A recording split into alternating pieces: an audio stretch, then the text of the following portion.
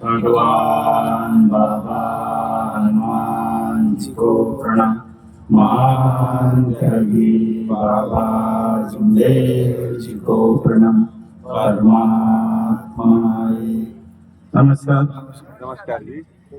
परमपूज्य परमात्मा एक सेवक मंडळ वर्धमान नगर नागपूरच्या वतीने बाबाच्या आदेशानुसार आज बोर्डा या गावात भव्य सेवक संमेलनाचे आयोजन या भगवत कार्याच्या चर्चा बैठकीमध्ये प्रामुख्याने उपस्थित भगवान बाबा हनुमानजी भगवंताला माझे प्रणाम। आपल्या सर्व सेवकांचे सद्गुरू महान त्यागी बाबा जुमदेजी आपल्या बैठकीमध्ये आहेत, बाबांना माझे प्रणाम। सर्व सेवकांच्या मातोश्री आई वाराणसी आपल्या बैठकीमध्ये आईला माझे प्रणाम। आजच्या या सेवक संमेलनाचे अध्यक्ष आणि परमपूज्य परमात्मा एक सेवक मंडळाचे अध्यक्ष आदरणीय रवींद्रजी गायधनी साहेब यांना माझे नमस्कार। आजच्या या कार्यक्रमाचे उद्घाटक आणि परमपूज्य परमात्मा एक सेवक मंडळाचे सचिव आदरणीय किरणजी राऊत साहेब यांना सुद्धा माझे नमस्कार। या ठिकाणी प्रामुख्याने उपस्थित मंडळाचे सहसचिव आदरणीय प्रदीपजी चौधरी साहेब यांना सुद्धा माझे नमस्कार। आपल्या मंडळाचे कोषाध्यक्ष आदरणीय सुभाषजी दहेकर साहेब यांना सुद्धा माझे नमस्कार। या ठिकाणी प्रामुख्याने उपस्थित संचालक युवराजजी सिंजेकर साहेब, रवींद्रजी खापरे साहेब, रमेशजी नकाते साहेब या सर्वांना माझे नमस्कार। आता नुकतंच आपल्या कार्यक्रमाला प्रामुख्याने उपस्थित झालेले आपल्या विभागाचे खासदार आणि परमपूज्य परमात्मा एक सेवक मंडळाचे सेवक आदरणीय बर्वे साहेब यांना सुद्धा माझे नमस्कार। या ठिकाणी प्रामुख्याने उपस्थित आपले ज्येष्ठ मार्गदर्शक आदरणीय सोनकुशरे साहेब यांना सुद्धा माझे नमस्कार। सर्व मंडळाचे माझे पदाधिकारी, या विभागातून आलेले सर्व माझे ज्येष्ठ मार्गदर्शक, ज्येष्ठ कार्यकर्ता, सेवक, सेविका, बालसेवक सर्वांना माझे नमस्कार। चर्चा बैठक ही आम्हा सेवकांची शाळा आहे। या शाळेमध्ये 4 तत्व, 3 शब्द, 5 नियम, आम्हा सेवकांना आलेले वेगवेगळे अनुभव, आमच्या महानदैगी बाबा जुमदेवजीने घेतलेले कष्ट, घेतलेला त्याग आणि मातोश्री आई वाराणसीने बाबाला दिलेली साथ, या सर्व गोष्टीवर या ठिकाणी मार्गदर्शन होत असतं। सेवकांना मार्गदर्शन करणे इथं काही एवढं सोपं नाही आहे। मी अनेक मार्गदर्शनात, या पूर्वीच्या मार्गदर्शनात सुद्धा बोलत असतो की या मार्गात आलेला प्रत्येक सेवक हा 12 घाटचं पाणी पिऊन आला। म्हणजे अनेक दुःखामध्ये, अनेक संकटामध्ये असणारा हा मानव जेव्हा याने अनेक उपाय केले, अनेक देवी देवताकडे गेले, जाणत्याकडे वैद्याकडे गेले, डॉक्टरकडे गेले, वेगवेगळ्या ठिकाणी सगळे प्रयत्न केले, पण कुठेही आराम झाला नाही आणि शेवटचा उपाय म्हणून आम्ही या मार्गात आलेलो आहोत। आमच्यापैकी 99% लोक या पद्धतीचे असतील, 1% चांगले आले असतील। आता सगळे लोक, वेसनी लोक, भूताळक्या लोक, वेगवेगळ्या व्याधीने ग्रस्त लोक, असे लोक आपण या मार्गात आलो आहोत। आणि त्यामुळे या मार्गात आलेल्या प्रत्येक सेवकाकडे अनुभव आहे का पूर्वी आम्ही कसे होतो, पूर्वीचे कोण, सेवकाला एकच विचार करायचा आता, या मार्गात आम्ही आलो, सुखी झालो, समाधान मिळाला। आता हा मानव धर्माचा काम जे आहे, बाबाने सांगितल्याप्रमाणे आपल्याला पुढे यायचं आहे। परंतु मध्ये मध्ये जे बेकार येत आहेत त्याच्यापासून सावध राहणे गरजेचे आहे। आणि त्याच्यानंतर एकच विचार प्रत्येक सेवकाने करणं गरजेचं आहे की आम्ही कोण होतो, आम्ही कसे होतो, आम्ही या मार्गात कसे आलो आणि आल्यानंतर दुःख दूर कसे झाले, ना आज आम्ही कसे आलो आणि कोण आहोत, आज आमची ओळख काय, काल आमची ओळख का होती। म्हणजे मार्गात येण्याचा पहिला दिवस जेव्हा मी सेवकांनी विसरला नाही, तर महान त्यागी बाबा जुमदेवजीचे हे विचार आणि या मार्गाचा प्रचार आणि प्रसार हा कधी थांबणार नाही, याला गती मिळेल। पण होतंय उलटा। आता अनेक मार्गदर्शकांनी सांगितलं, सोनकुशरे साहेबांनी या ठिकाणी मार्गदर्शन केलं, संचालक साहेब सुद्धा या ठिकाणी बोलले की होत काय चाललं आहे, का गटबाजा तयार होऊन आल्या आहेत, कोणतं कारण असेल नेमकं, याचा सुद्धा विचार करणं फार गरजेचं आहे। आणि हा विचार फक्त मंडळाने केल्याने चालणार नाही, फक्त मार्गदर्शकांनी केल्याने चालणार नाही, हा विचार माझ्या प्रत्येक सेवकानं करणं गरजेचं आहे. या मार्गात आलेल्या प्रत्येक सेवकाची बांधिलकी बाबाच्या विचारासोबत आहे आणि बाबाचे विचार म्हणजे मंडळ आहे. हे मंडळ बाबाने तयार केलं आहे आणि मंडळाला आदर दिला आहे की माझ्या नंतर तुम्ही या मार्गाचा काम, या तत्वशब्द नियमाच्या प्रचार आणि प्रसार या जगामध्ये, या देशामध्ये चांगल्या उत्कृष्ट पद्धतीने झालं पाहिजे. हे नियोजन आपल्या बाबाने करून ठेवलं आहे आणि जे जे गोष्टी बाबाने आम्हाला सांगितल्या त्या गोष्टी जर आम्ही अंगीकारल्या तर आम्हाला सुख समाधान कमी मिळत नाही. पाहिजे त्या पद्धतीने आमच्या इच्छा पूर्ण होत आहे. आणि बाबाने जर हा मंडळ मोठं झाला, त्या विचारांचा रोपटा, या रोपट्याच्या सावलीची गरज प्रत्येक मानवाला आहे. आम्ही तर मार्गात आलो, पण आमच्यासारखे पुन्हा कितीतरी दुःखी कष्टी लोक आहेत. अनेक गावामध्ये पीडित आहेत, त्या व्याधीनं पीडित आहेत आणि लोक जनतेची फसवणूक करत आहे. हा माणूसच माणसाला फसवून राहिला आहे, ट्रॅप करून राहिला. का हे चार गिराईक माझ्याकडे कसे येतील? बरोबर, राईट. कोण आले तरी एखादा एजंट नेमायचा, त्याने पाठवायचा का अमुक ठिकाणी मोठा महाराज आहे. अरे त्यानं आपल्याकडे पाहिलं नाही, डोक्यावर हात फिरवलं तर सगळे दुःख दूर होऊन जाते. मग चालला आमच्यासारखा भुताड का टेकली आहे म्हणते ना मोठा महाराज, चालणं चाललेच जाऊन. मग त्याला त्या महाराज कडं महाराज काय करते, माणसाने घराच्या बाहेर उभा ठेवते ना बाईने घराच्या अंदर घेते. खरा साहेबाकडे जायचं. महाराज लोक आता बाबा हा शब्द जेव्हा आम्ही ऐकतो आमच्या कानावर पडते, बाबा शब्द आमच्या कानावर पडता बरोबर एक आदर, एक भयमुक्त दरारा. आणि बाबाने अनेक दुःखी कष्टी लोकांचे दुःख दूर केलं आहे. देवता भूत पळाले आहेत, अनेक व्याध्या बिमाऱ्या दूर झाल्या आहेत, व्यसन दूर झालाय. हा माणूस पुन्हा नव्याने खंबीरपणे उभा झाला आहे आणि प्रगतीकडे जाण्याकरता तो वाटचाल करत आहे. परंतु आज बाबा हा शब्द सुद्धा समाजामध्ये कसा घ्यावा याची चिंता आहे. कारण एक बाबा हा नाव आमच्या महान त्यागी बाबा जुंदोजीने आपल्या कार्यकुशलतेने, आपल्या मेहनतीने, घेतलेल्या त्यागाने आणि केलेल्या कष्टाने पुन्हा आम्हाला माहित झाला की बाबाच्या कर्तृत्वामुळे आमच्यासारख्या दुःखी पीडितांचे दुःख दूर झाले. हे म्हणते की बाबा जुंदोजीचा जन्म सुद्धा याच देशात नागपूर शहरात झाला. परंतु पुन्हा अनेक काही बाबा आले आणि ह्या बाबांनी जो व्यापार या ठिकाणी चालू केला, कोणी जेलमध्ये आहे, कोणी जाण्याच्या तयारीत आहे, पुन्हा काही लाईन मध्ये उभे आहे. बरोबर, राईट. कुठे चाललाय तर बाबांनी काय सांगितलं होतं, कोणती दिशा आम्हाला दाखवली आणि मग आता आमचं कोणतं कर्तव्य आहे याकडे आम्ही वाकून बघितलं पाहिजे. आम्ही ह्या गोष्टीकडे बघत नाही, आम्ही विसरलो. हो, आलो मार्गात, सुख मिळालं, त्या घडलं, नव हवन पूर्ण झाले. आम्हाला वाटते आता आमची लाईफ टाईम परमानंट लायसन बनले, आता काही गरज राहिली नाही. मग तो चर्चा बैठकीला चटा मारणं चालू करून देतो. तो चर्चा बैठकीमध्ये जात नाही. विचारलं सेवकाला, चर्चा बैठकीमध्ये का जात नाही, का करायचं आहे की म्हणते व्यक्ती जास्तीत जास्त प्रार्थना म्हणायला लावतील, नाही तर विनंती म्हणायला लावतील म्हणते.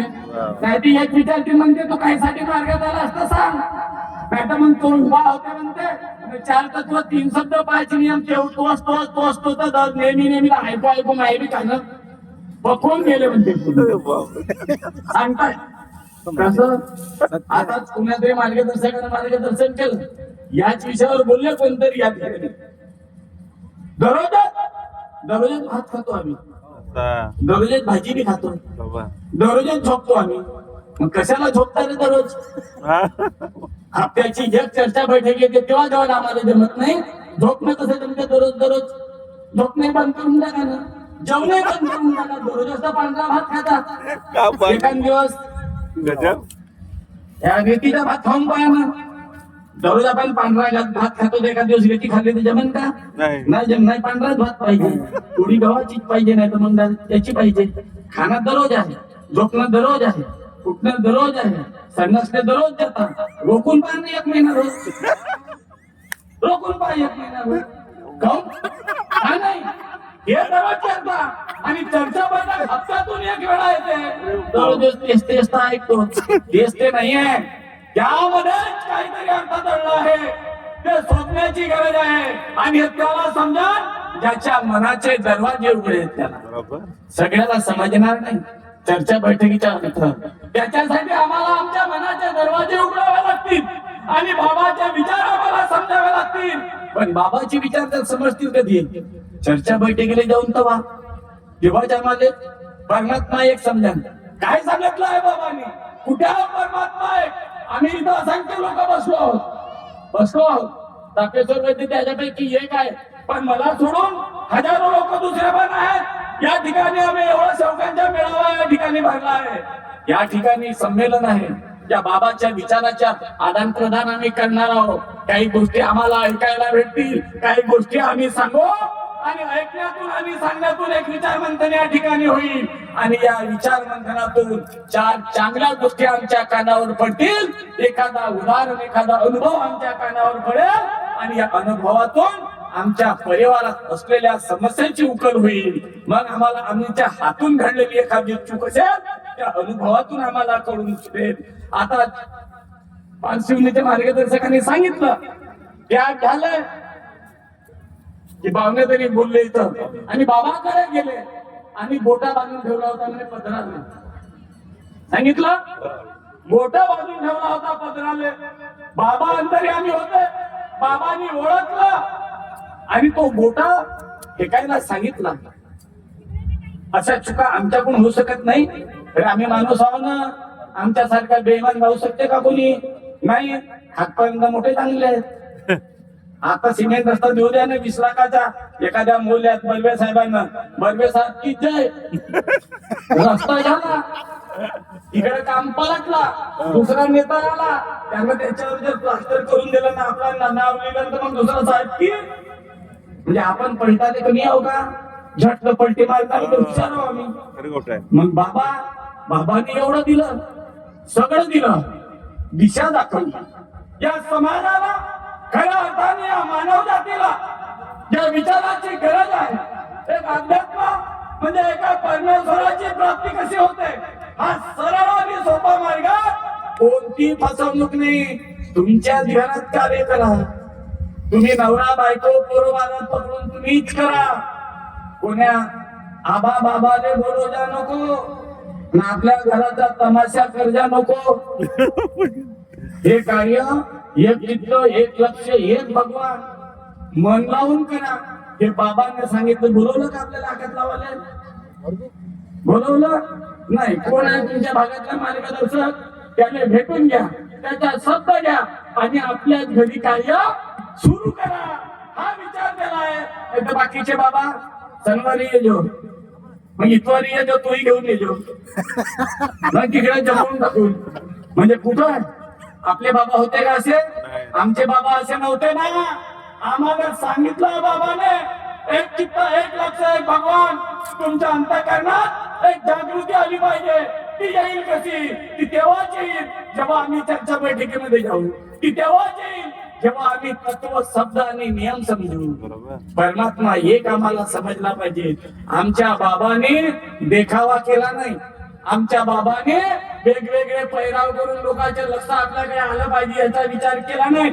आमच्या बाबाने या प्रत्येक माणसाच्या मनामध्ये विचार पेरले, विचार आणि असे विचार पेरले की ज्या विचारातून हा माणूस घडला पाहिजे, हा माणूस उठून उभा राहिला पाहिजे, हा अंधश्रद्धेमध्ये फसला नाही पाहिजे, हा कोणाच्या फसवणुकीमध्ये किंवा कोणाच्या धक्क्यामध्ये आलं नाही पाहिजे, हा स्वयं विचारी झाला पाहिजे. हा माणूस 50 लोकांमध्ये बसला तरी महान त्यागी बाबा जुंदूरचा सेवक आहे हे समजलं पाहिजे. तसे आम्ही सेवक घडून केव्हा घडून आम्ही असे सेवक घडावं लागेल. आम्हाला जर बाबाच्या या मार्गामुळे सुख मिळालं आहे. आम्ही या मार्गात आलो त्या दिवशी हा विचार होता का आमच्या डोक्यात? का मी मार्गात आलो त्या दिवशी विचार होता आमच्या डोक्यात? भूत आहे हा लवकर निघल्या पाहिजे. हे देवता बायकोच्या अंगात आहे. माझ्या बायकोच्या गती पाहून होत नाही म्हणते. तुझी गती पाहून होत नाही. ते घागराची मुक्ते ना घागराच्या झोपते. हे दुरुस्त होऊन जाईल. एक म्हणते मा बाप याला जीन झोमलाय, बाप म्हणते मा पोराच्या अंगात कोणता तरी सैतान बसलाय, हा लवकर निघला पाहिजे बाबा, म्हणजे आशीर्वाद मिळाला पाहिजे बाबा, काहीतरी कर बाबा मार्गात येतो तबा. निघला भूत तर निघला, मार्गातही आला मार्गात, सुखी झाला, भावने झाले. आणि मग दुसरा भूत आला अंगात, दुसरा मार्गात आला तर म्हणजे फक्त दुःख निघलं पाहिजे म्हणे. मग चालू केलं आणि फटाके 2 सवक पकडते आपल्या संग, म्हणते या कार्यकर्ते लपकल नाही, हा शिकलच नाही, धोत्र्या याले काही जास्त समजे नाही, याच्यापेक्षा म्हणते मी 4 वर्ग जास्त शिकलो. मी कसा होईल तर मग हा त्याच्या ते झगडे लावणं चालू करते गावामध्ये, 2 गट तयार करते.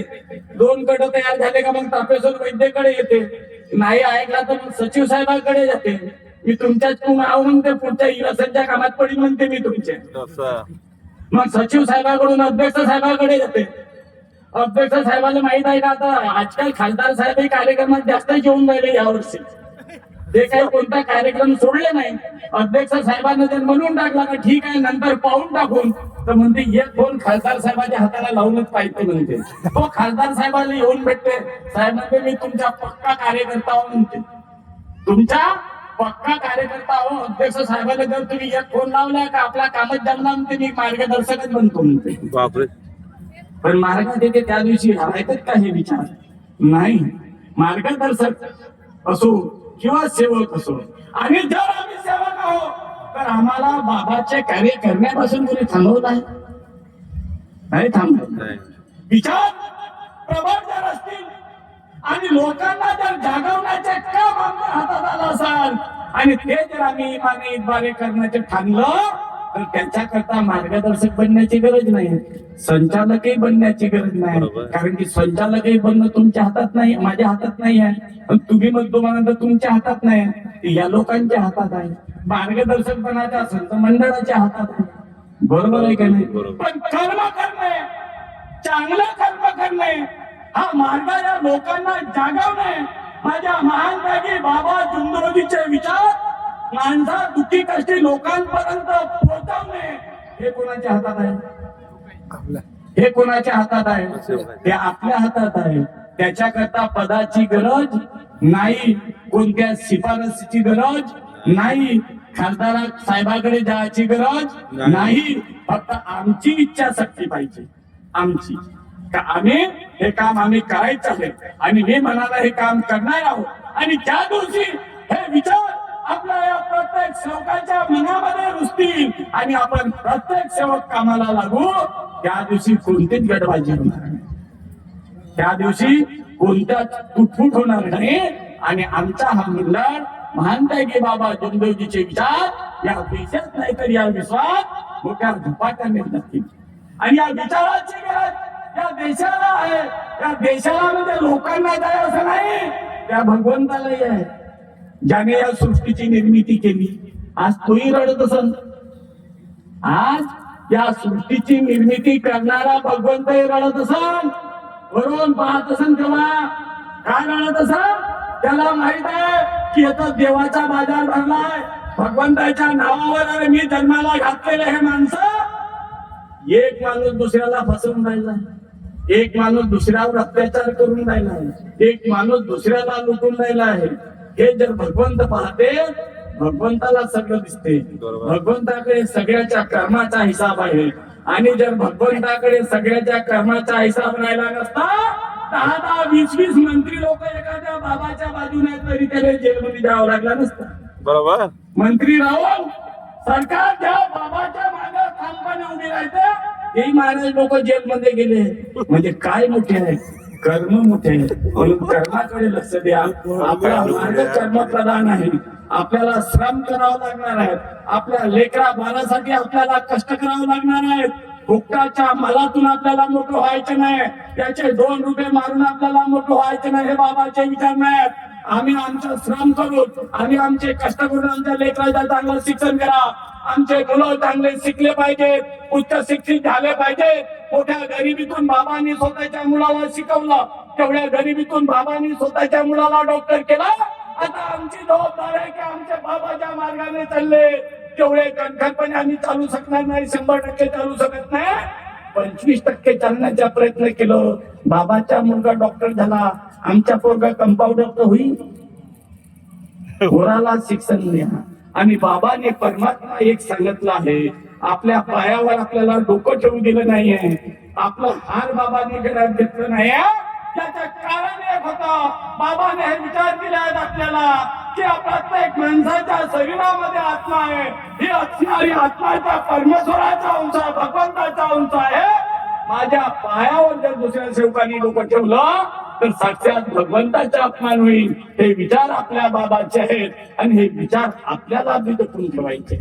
आणि म्हणून माझ्या वागण्यानं दुसऱ्याचं अंतःकरण दुखणार नाही हे आपल्याला समजावायचं. आणि याच्यासाठी सुरुवात आमच्या घरापासून झाली पाहिजे.